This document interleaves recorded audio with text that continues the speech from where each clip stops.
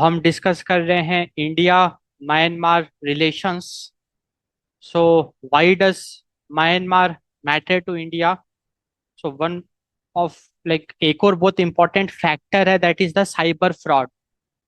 अभी पिछले कुछ सालों में म्यांमार के अंदर हमको एक बहुत बड़े लेवल पे साइबर फ्रॉड देखने को मिल रहा है, जिसमें हजारों इंडियंस उस साइबर फ्रॉड की चपेट में आ गए हैं।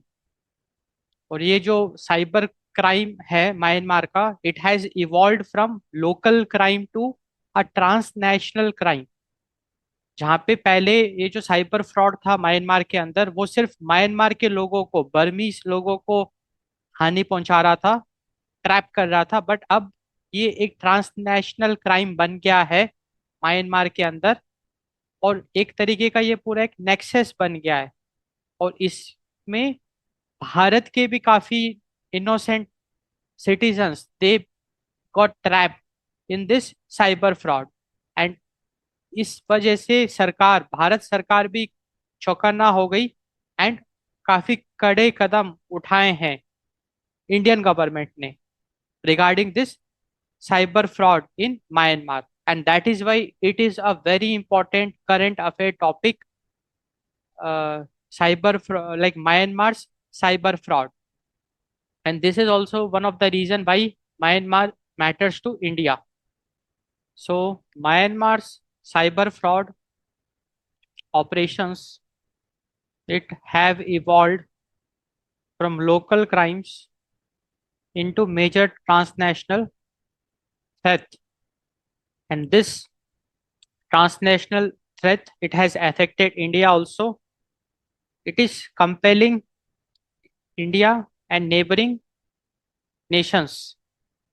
So compelling India and neighboring nations to engage directly in a new security domain termed as cybercrime diplomacy, to engage in a new security domain which is called as cybercrime diplomacy। तो हमने देखा, तो basically इसका title हम cyber crime diplomacy भी लिख सकते हैं। तो हमने देखा कि किस तरीके से म्यांमार में जो साइबर फ्रॉड ऑपरेशंस है, it has evolve from local crimes into a major transnational threat, जिसकी वजह से Bharat and other neighbouring nations of Myanmar, they have they had to engage in a new security domain called cyber crime diplomacy। अब आखिरकार ये cyber fraud है क्या, इसको समझते हैं। आखिरकार what exactly is this cyber fraud operation? तो बेसिकली होता क्या है कि जो क्रिमिनल नेटवर्क्स हैं, ये जो क्रिमिनल नेटवर्क्स हैं, they post deceptive social media advertisements offering high paying IT, data entry, and customer support jobs in booming hubs like Bangkok and Thailand। तो जो क्रिमिनल नेटवर्क्स हैं वो क्या करते हैं, वो एक आकर्षक सोशल मीडिया पोस्ट करते हैं कि बैंकॉक में, थाईलैंड में बहुत अच्छा हाई पेइंग जॉब अपॉर्चुनिटी मौजूद है in the domain of data entry, in the domain of IT, customer support. तो लोग क्या है, जब वो सोशल मीडिया पोस्ट देखते हैं, उनको लगता है यार थाईलैंड अच्छी जगह भी है, ट्राई किया जा सकता है, क्योंकि अच्छा पैकेज ऑफर कर रही है companies. So that is a trap. So होता है क्या है कि जो जॉब सीकर्स हैं, दे विजिट बैंकॉक, एंड जहाँ जैसे ही वो बैंकॉक विजिट करते हैं, दे आर किडनैप्ड, उनके पासपोर्ट छीन लिए जाते हैं, उनको किडनैप कर लिया जाता है, and they are trafficked across porous borders into the lawless regions of Myanmar. And वो फिर बैंकॉक से उनको म्यांमार की तरफ लेके चला जाया जाता है, क्योंकि म्यांमार में कोई लॉ नहीं है। लॉलेस रीजन्स ऑफ म्यांमार, मतलब ऐसा नहीं कह सकते कि पूरे म्यांमार में लॉ नहीं है, बट देर आर रीजन्स जहाँ पे की अथॉरिटी, जुरिस्डिक्शन अभी कमजोर है। तो वहां पे जो किडनैप्ड प्रोफेशनल्स हैं उनको पहुंचाया जाता है। एंड वहाँ पे काफी आपको मेगा स्ट्रक्चर्स देखने को मिलते हैं, like K park and Shwe Kokko. And these mega structures are, ये कहा जाता है कि ऑपरेटेड और managed by the Chinese authorities, या जो चाइनीज क्राइम सिंडिकेट्स हैं, they basically operate these massive, heavily fortified complexes within Myanmar. And फिर जो किडनैप्ड प्रोफेशनल्स है उनको इन कॉम्प्लेक्सेस में रखा जाता है। एंड फिर तो उसके बाद क्या करा जाता है कि ये जो भी बड़े बड़े कॉम्प्लेक्सेस है वहाँ पे आईटी प्रोफेशनल्स या जो भी स्किल्ड लेबर है उनको टॉर्चर किया जाता है, उनसे जबरन साइबर फ्रॉड कराया जाता है। उनसे ऐसे काम कराए जाते हैं, like big butchering scams, like multi billion dollar scams उनसे कराया जाता है। क्रिप्टो करेंसी फ्रॉड कराया जाता है। ग्लोबल डिजिटल अरेस्ट रैकेट्स उनसे चलवाया जाता है, जोर जबरदस्ती करके। तो ये पूरा का पूरा साइबर फ्रॉड ऑपरेशन है। तो हमने देखा कि किस तरीके से सबसे पहले तो जो ये क्रिमिनल नेटवर्क है, ये कहा जाता है कि it is the transnational Chinese crime syndicates. So the criminal network is the transnational Chinese crime syndicates. They first post a deceptive social media offering high-paying job in Bangkok, Thailand, and job seekers, when they see it, they get attracted. They visit Bangkok, and there they are kidnapped. उनके passport छीन लिए जाते हैं and उनको Myanmar के lawless regions में पहुंचाया जाता है। तो अगर हम मैप से थोड़ा समझें तो बेसिकली जैसे आपको पता होगा कि थाईलैंड और Myanmar they share the border. तो थाईलैंड और म्यांमार के बॉर्डर में we have Mae Sot river. तो मे सॉट रिवर के थ्रू जो जो किडनैपर्स है पहले वो बैंकॉक आएंगे, फिर बैंकॉक से फिर उनको म्यांमार की तरफ लेके जाएंगे। एंड मे सॉट रिवर के थ्रू वो म्यांमार में एंटर कर जाएंगे। और जैसे म्यांमार में एंटर करेंगे there is a region called Myawaddy, and this region is in the Karen state. तो कैरेन स्टेट ऑफ म्यांमार के अंदर मियावाडी रीजन है, वहां पे मेगा पार्क्स बने हुए हैं, मेगा स्ट्रक्चर्स बने हुए हैं, like K park and Shwe Kokko park in Myawaddy region in the Karen state of Myanmar. And वहां पे इन मेगा स्ट्रक्चर्स के अंदर उनके जो आईटी प्रोफेशनल्स हैं उनको लेके जाया जाता है, खूब टॉर्चर किया जाता है एंड उनसे जबरन साइबर क्राइम कराया जाता है इंटरनेशनल लेवल का। एंड ये जो भी यहाँ पे मेगा स्ट्रक्चर्स हैं, they are fully protected. These mega structure, the complexes in the Mayabadi region, like the KK Park and Shivakoko mega structures, they operate under the protection of local armed groups such as Border Guard Force. And these centers, they also utilize sophisticated technology, like they are equipped with Starlink satellite internal internet terminals. Starlink satellite internet terminals to run global operations without relying on local state infrastructure। तो आप देख सकते हैं कि कितने बड़े level पे ये यहाँ पे साइबर फ्रॉड चल रहा है। तो बेसिकली होता क्या है, क्रिमिनल नेटवर्क्स, तो जो ये क्रिमिनल नेटवर्क्स है they are basically Chinese, like transnational Chinese crime syndicates. तो these are like transnational Chinese crime syndicates. So they are industrial scale fraud networks, मतलब इसको कहते हैं ऑर्गेनाइज्ड क्राइम। जैसे इन्होंने अपनी इंडस्ट्री बना ली, एक तो अच्छी इंडस्ट्री होती है जो वैल्यू, इकोनॉमिक वैल्यू क्रिएट करती है, कुछ सोसाइटी को सर्व करके एक इकोनॉमिक वैल्यू क्रिएट करती है। और एक होती है ऑर्गेनाइज्ड क्राइम जो कि इंडस्ट्रियल स्केल पे चल रहा है, जो कि फ्रॉड करके, सोशल अनरेस्ट क्रिएट करके इकोनॉमिक वैल्यू जनरेट कर रहा है। सो industrial scale fraud networks, industrial scale fraud networks.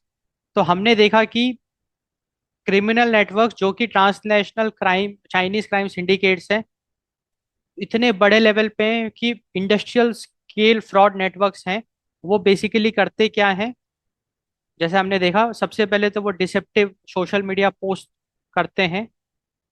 They post deceptive social media advertisements offering high paying IT jobs, data entry jobs, customer support jobs in booming hubs like Bangkok, Thailand. तो मतलब कि Bangkok बुलाया जाता है, मतलब ये advertisement किया जाता है कि बैंकॉक में बहुत हाई पेइंग जॉब अवेलेबल है। तो जॉब सीकर्स इन सोशल मीडिया एडवर्टाइजमेंट्स को देख के बैंकॉक चले जाते हैं। अब बैंकॉक में कुछ और ही कहानी पक रही होती है।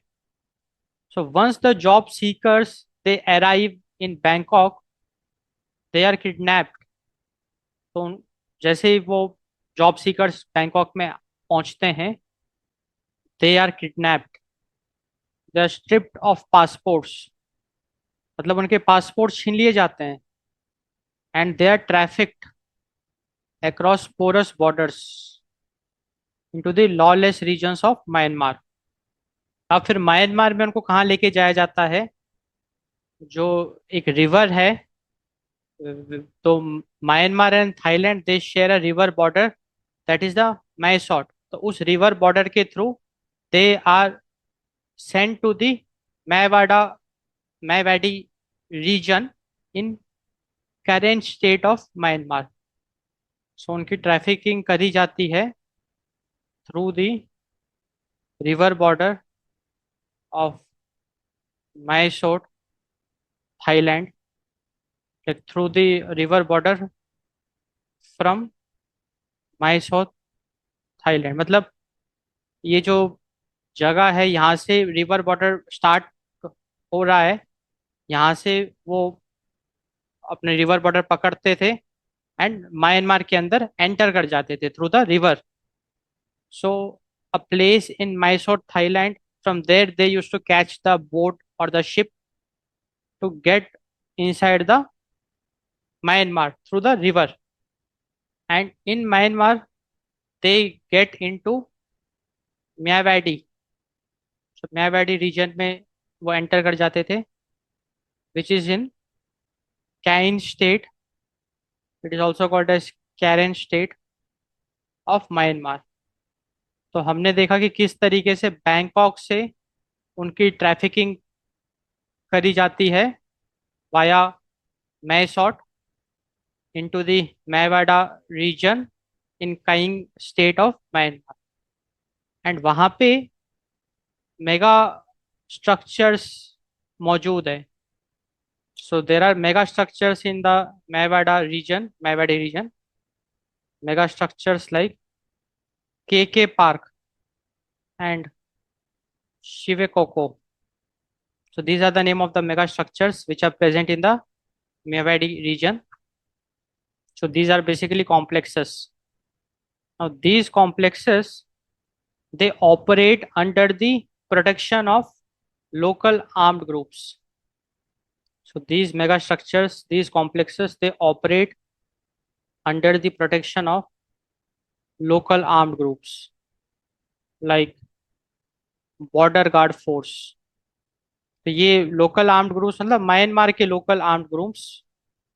सो they there are border guard forces। So border guard forces is the BGF।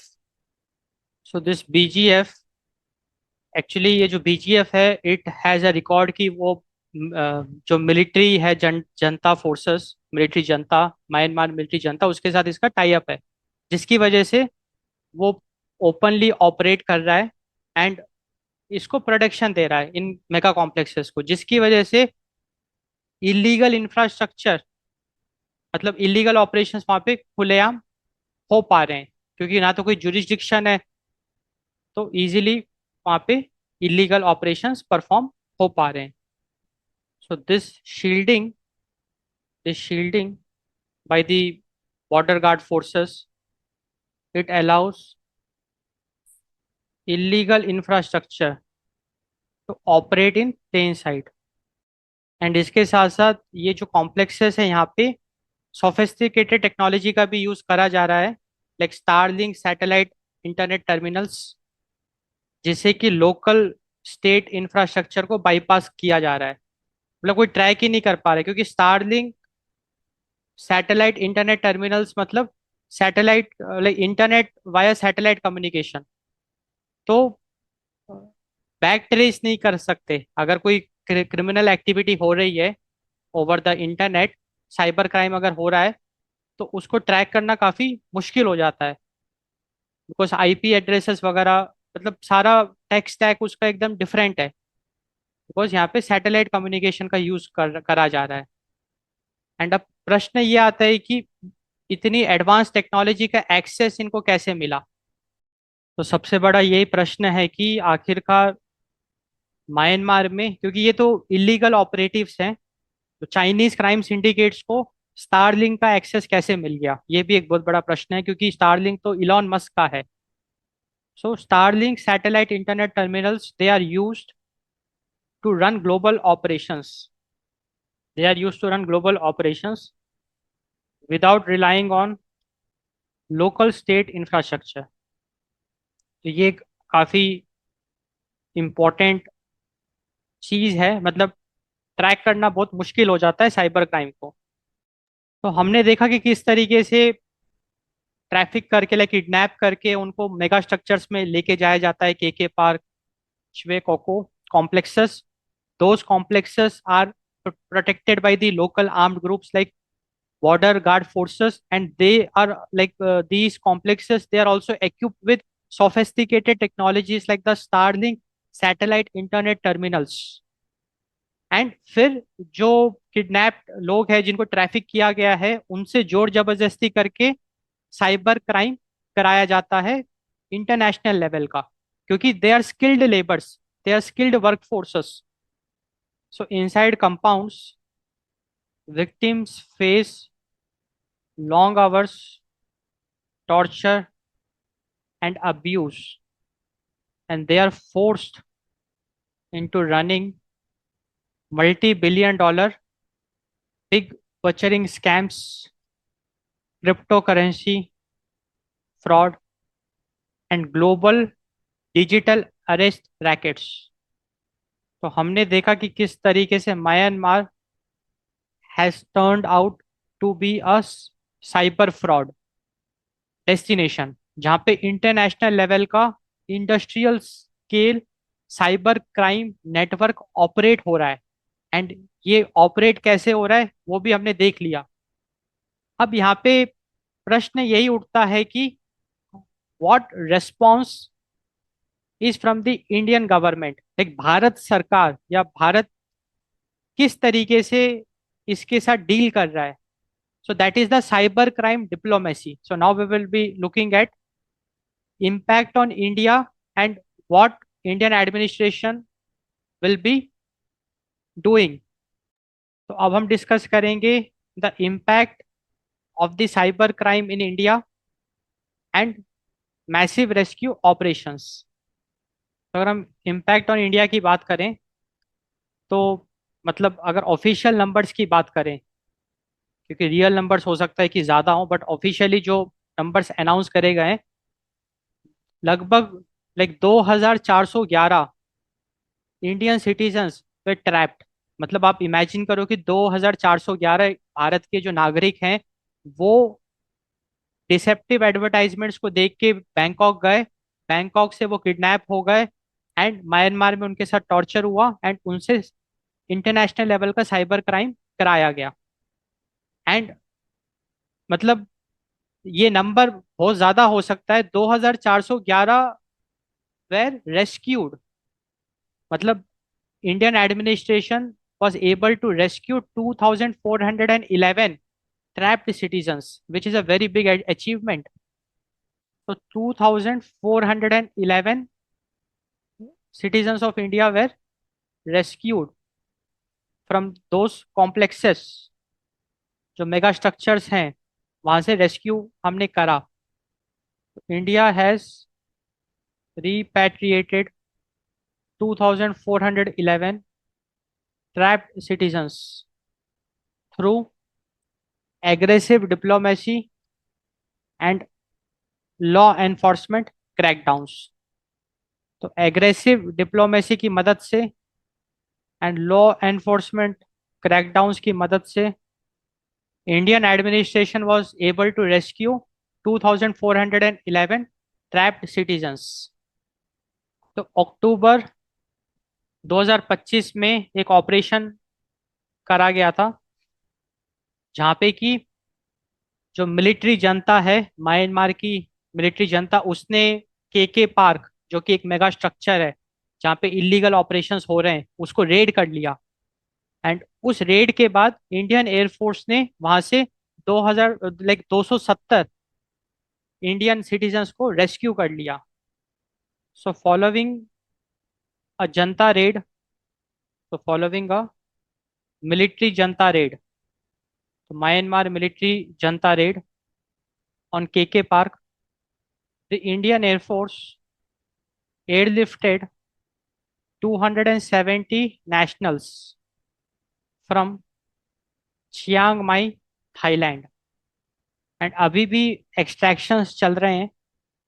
We C ongoing extractions जहाँ पे कि the Karnataka cyber command, it is working with the Indian cyber crime coordination centre and the Indian embassy in Yangon to rescue individuals via real time intelligence. तो ongoing extraction अभी भी चल रहा है जहाँ पे कि Karnataka cyber command, Karnataka cyber command, it is working with Indian cyber crime coordination centre, that is the I4C, Indian cyber crime coordination centre and the Indian embassy in Yangon to rescue individuals via real time intelligence. तो ये तो था rescue operations. तो हमने देखा कि किस तरीके से भारी मात्रा में सिटीजन्स को ट्रैप से निकाला गया. बट अनफॉर्चुनेटली अभी भी काफ़ी लोग वहाँ पे ट्रैप्ड हैं. सो अगर हम नंबर्स की बात करें, so according to the ministry of external affairs, over 150 Indians they remain trapped. Over 150 Indians they remain trapped in various southeast Myanmar compounds. तो साउथ ईस्ट म्यांमार कंपाउंड्स की अगर हम जोग्राफिकल लोकेशन देखें तो ये वही कंपाउंड्स हैं जो कि रिवर बॉर्डर के पास में हैं. जो हमने दो मेगा स्ट्रक्चर देखे, तो ऐसे और भी स्ट्रक्चर्स वहाँ पे बन गए हैं. एंड वो रिवर क्रॉसिंग, जो रिवर बॉर्डर क्रॉसिंग है, तो वहाँ पे रीजन हमने देखा था मियावाडी इन करेंज स्टेट. तो वहाँ पे, so that is the south east Myanmar. So in those compounds 150 से भी ज़्यादा Indians are trapped, they still trapped. But अच्छी बात ये है कि diplomatic talks are going on to secure their release. With diplomatic talks ongoing to secure their release, अब जो लोगों को रेस्क्यू कर लिया गया उनकी मदद से और जानकारियां इकट्ठी करी जा रही है सो दैट इस पूरे नेक्सस को बर्स्ट कर दिया जाए. So victims who are rescued they are acting like witnesses. उनको विटनेस बनाया जा रहा है एंड विक्टिम्स की मदद से और इंफॉर्मेशन इकट्ठी करी जा रही है. So victims as witnesses. So returning citizens, they are systematically questioned by investigating agencies not as suspects but as witnesses to break down the domestic recruitment rings funneling youth into Southeast Asia. So returning citizens, they are systematically questioned by the investigating agencies, not as suspects but as witnesses, to break down the domestic recruitment rings, funneling youth into Southeast Asia.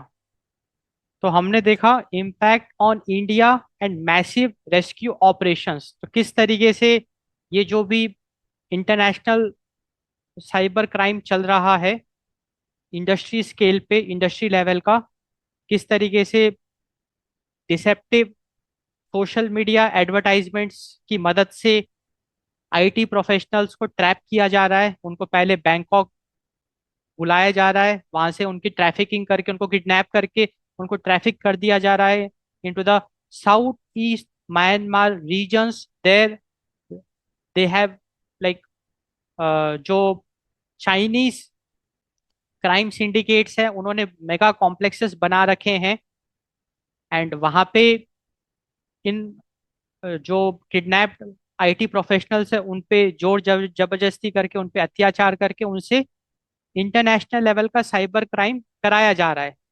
And unfortunately इस scam में, इस trap में भारत के भी नागरिक फंस गए, and Bharat सरकार ने 2411 ऐसे नागरिकों को उस ट्रैप से निकाल लिया है through aggressive diplomacy and law enforcement crackdown.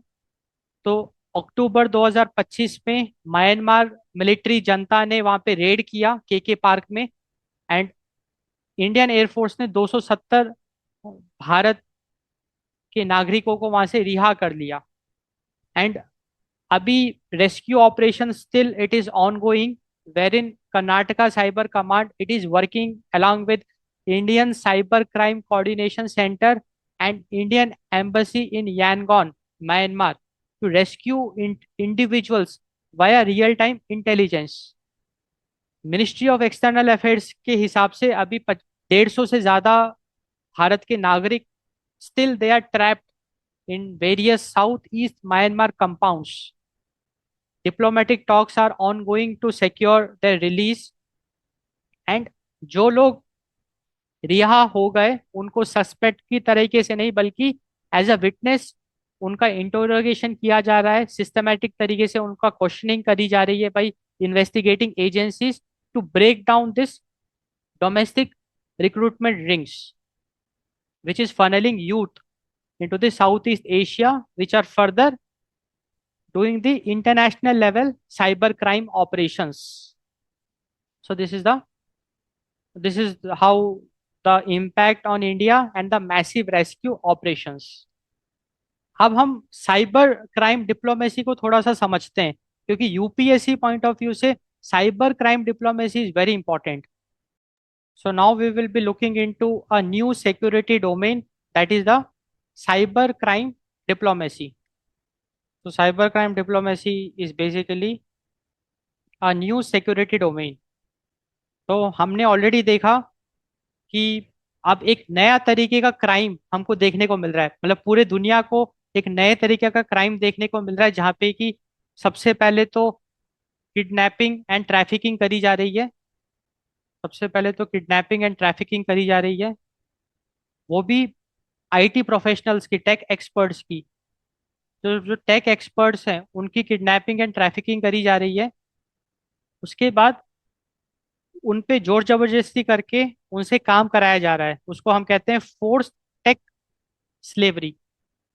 Force tech slavery, उनसे इलीगल काम कराए जा रहे हैं दुनिया भर के, इंटरनेशनल लेवल के, इंडस्ट्री लेवल के, मतलब बहुत बड़े लेवल पे, इंटरनेशनल लेवल पे उनसे टैक्स स्लेवरी करा के काम कराया जा रहा है. तो एक तरीके से ग्लोबल फिनेंशियल साइबर स्कैम्स, उनसे ग्लोबल फिनेंशियल साइबर स्कैम्स कराया जा रहा है. तो ये एक तरीके का नया क्राइम हमको देखने को मिल रहा है, एंड ये एक तरीके का साइबर क्राइम है, क्योंकि ये जो भी अल्टीमेटली यहाँ से जो क्राइम हो रहा है मेनली वो है इंटरनेशनल लेवल का साइबर क्राइम.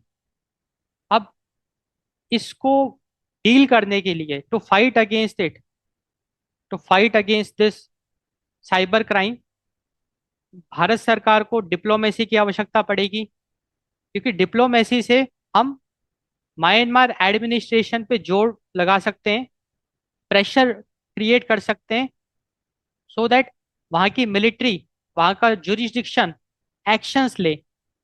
जैसे अभी हमने एक एग्जांपल देखा था कि अक्टूबर 2025 में वहाँ की जो मिलिट्री जनता है उसने एक रेड किया, तो म्यांमार की मिलिट्री जनता की रेड की वजह से Indian administration was able to rescue around 240 trap professionals. So diplomacy will play a very big role, diplomacy के साथ साथ intelligence will play a very big role, and cyber commands, मतलब जो हमारा साइबर वारफेयर का वर्कफोर्स है, it will play a very big role. So these three things should work together: diplomacy, intelligence, and cyber commands to fight against the global financial cyber scams. तो cyber crime diplomacy हमको समझ में आ गया कि cyber crime diplomacy में diplomacy, intelligence and cyber commands, they have to fight against a new security domain wherein IT professionals or skilled workforce, they are kidnapped, they are trafficked, they are forced to do all sort of illegal activities, giving rise to global financial cyber scams. So now, if we talk about cyber crime diplomacy, different dimensions हम discuss करेंगे. So in cyber crime diplomacy, the top priority is the bilateral and regional priority. Bilateral and regional priority.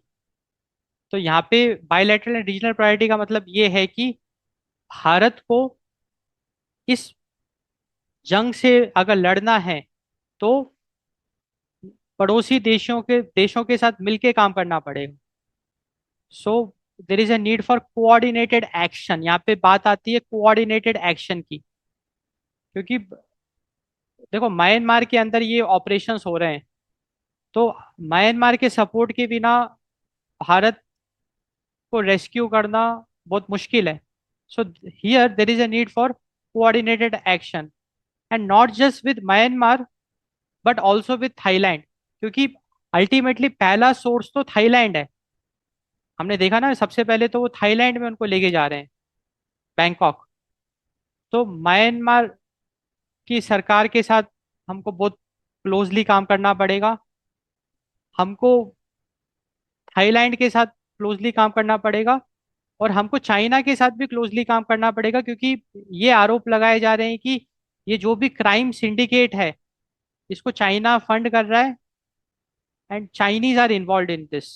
तो China के साथ भी हमको एक close काम करना पड़ेगा, coordinated action.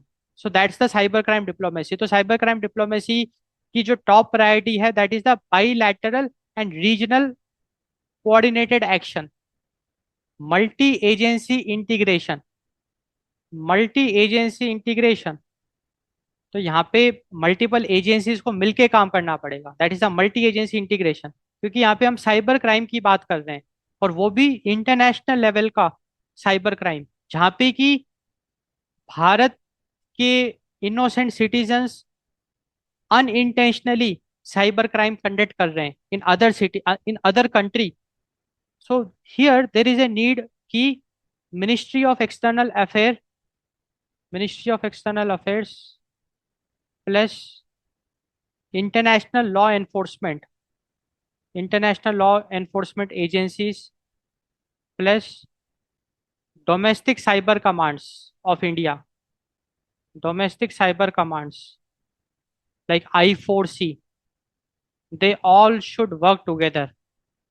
They all should work together to fight against, to track dark web communications and financial transactions. To track, क्योंकि इस नेक्सस में डार्क वेब का भी यूज करा जा रहा है, एंड फाइनेंशियल ट्रांजैक्शन. तो this is the main concept of multi agency integration. And एक और बहुत महत्वपूर्ण पहलू of cyber crime diplomacy, that is infrastructure choking. Infrastructure choking. Infrastructure choking का मतलब है कि जो भी सपोर्ट कर रहा है इन नेक्सस को, लाइक इन क्राइम सिंडिकेट्स को, जैसे कि हमने देखा कि इन क्राइम सिंडिकेट्स को स्टारलिंक, जो टेस्ला, मतलब जो जो इलॉन मस्क की कंपनी है स्टारलिंक, उसका एक्सेस मिल गया, तो उसको काटना जरूरी है। तो उसको कैसे काटेंगे? भाई, प्रेशरिंग द ग्लोबल फर्म्स।